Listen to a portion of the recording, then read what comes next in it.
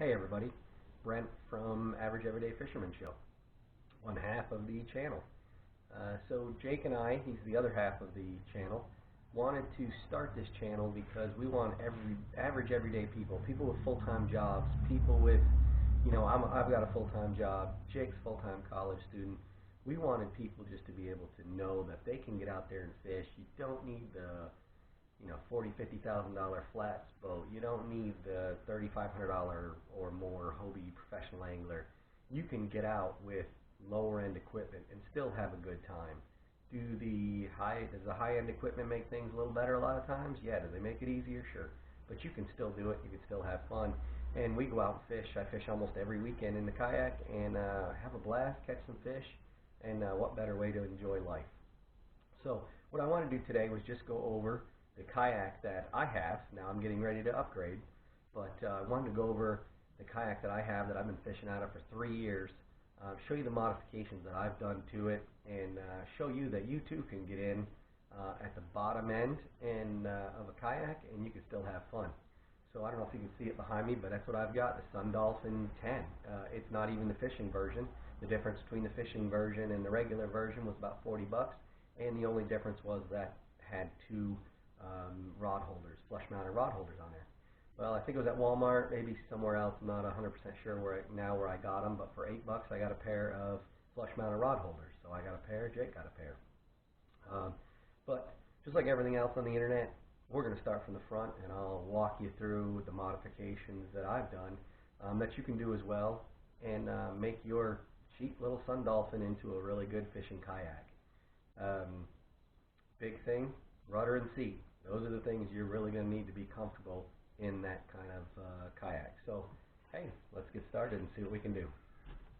Oh, and excuse the garage. It's kind of a crappy day out here in Northwest Florida, so I'm just trying to do it inside, the garage door shut, just because of noise from passing cars, but hopefully this comes out okay. So let's take a look. All right, so start at the front, just like everything else. You can take a look and see. Big thing that you're going to see here, obviously, is the seat. And then up here in the front, we are going to have, that's my tow control for my rudder.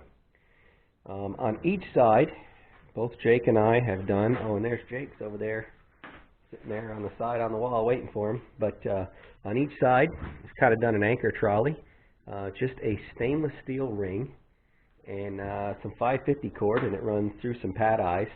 And it's great if the wind's pushing you one way and you're going to throw an anchor or a stakeout pole, you put it there. I also use a drift sock, 15 bucks on the internet, and I take that and I just hook it here to this ring, or the other side obviously, and throw it out, and I can control which way I'm pointing in that kayak at all times. So if the wind's blowing me and I want to fish straight out in front of me, I can just turn that, put that drift sock up to the back, and it'll slow me down and keep me fishing. So I'm not anchored, still covering water, but yet I'm able to go out and drift as I need to. Biggest thing that I've done is put a rudder on here. Now this is my tow controlled rudder. Starts right down here, just a flush mounted rod holder. I've got a PVC pipe with a T, and I just got two things coming off. This is just a little bungee cord that I put. When I first started, I was doing it with my feet, where I was pulling with my foot. As I got more comfortable with it, I really just started pushing, so I don't even really need that, but heck, it's there, so I leave it in there. Make sure this doesn't pop out. There's nothing holding it but gravity holding it in place. To control it, I just use weed eater string. Got that laying around the house, so that really doesn't cost any money. Really easy to turn. I don't know if you can see that rudder back there. It's in a down position too. Let's see if we can get it up here so you can see it move. I mean, you can see how much that moves side to side, and that will really, I can turn this kayak on a dime as I need to. Well, basically what I did is I've just got this running down here, runs through, and it comes back. I've got a T, that just ties into there, that turns it, goes down with a connector to, I just got it with an elbow right now, and just a hole through it, and it screws there. So see if we can get this to how well we can see it when I drop it down. So to control it, I got a washer I had laying around that I wanted to put on here. So I get this washer and I just hook it onto here, and I let that go, and the weight of that just pulls it down, so now it's deployed. When I come into shore, I just grab it, put it onto there, and then my rudder's in the stowed up position, nice and easy. But we'll put it down in the down position, and I'll show you how it turns. But you can see, I mean, you know, you turn like that, and this kayak's just going to spin. Like I said, it's just going to spin on a dime. If I want to take it off for whatever reason, I've just got a cotter key that goes through there. Pull that cotter key, and this piece will pop out of the bottom, and then I can just throw it over here in the back as needed. So, there's just the flush-mounted rod holders.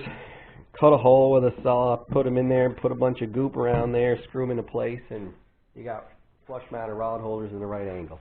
So that's pretty much the rudder. Just really, like I said, real easy to do, real simple. With this kayak, with these Sun Dolphins, they don't have a long keel like, you know, your top-end boats or your higher-end boats. So as soon as you stop paddling, that wind's just going to drift your back end whichever way it wants to go, and that's pretty frustrating. You get out and you paddle up to a dock that you want to fish, and you make one cast, and as you're casting that, your back end's spinning around, and pretty soon you're facing directly away from where you want to fish. It's frustrating, so that's why people, you know, they're going to buy these, and these Sun Dolphins, they're going to try and fish out of them, they're going to get frustrated and say they're never kayak fishing again. Simple. Altogether, that piece of plexiglass did 3 rudders, because Jake has changed his now. He did a little bit smaller one. Let's see if we can show you that real quick here.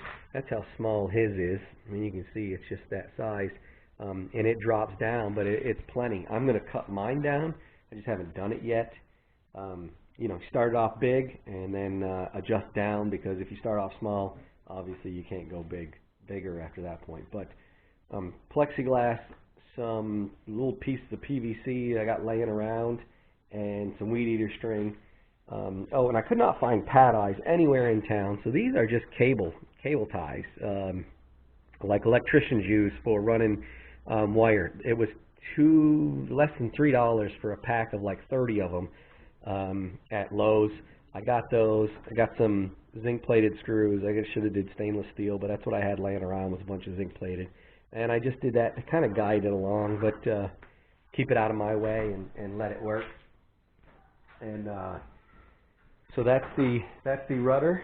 And this, got a pair of these. Jake took one, I took one. Usually just I don't like the paddle. It's got the paddle part here on the side, but it never really held very well. And a lot of times I didn't want to, coming up to a spot where I'm fishing, I didn't want to then take the put it here, try and get it to stay on. I would lay it across my lap, but it would still move, so I just just grabbed a pair of these. I only use one. Snap the paddle in. It keeps it secure so you don't lose your paddle, and it's not in your way as you're fishing and catching the fish. The seat, the big upgrade that I did. This is probably the biggest thing. Started fishing in this kayak, and I could do maybe an hour, and I'd have to go to shore, get out, stretch, because my back and my butt hurt. Simple, regular old stadium seat from, I think I got it at Dick's for $15.99 and regular $19.99, something like that. Took the seat. It's got the little bar across, and it's got 2 springs that come down, so when you put it onto a metal bleacher, it'll hold you in place. I just there's 2 screws, a screw in the back, screw in the front, that came off. Screwed on a little piece, I don't know, probably can't see it in there, but just a piece of angle iron, and mounted it to there. That worked well. I could stay 2 or 3 hours, but it was still kind of low for me, and I was still sitting my butt would kind of hurt where it was sitting on there. So just grab some PVC, give me just a little bit extra height, and it basically, PVC comes in a U, and that sits down there. You can see it's got a little more give in the back. It gives me just a little bit more height.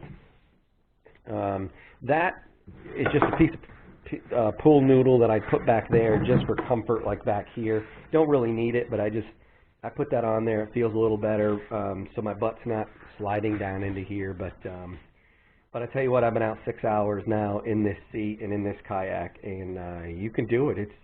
It's perfectly fine. Quite honestly, the only reason I'm upgrading is I'm going to get a little bit bigger kayak, a little bit longer.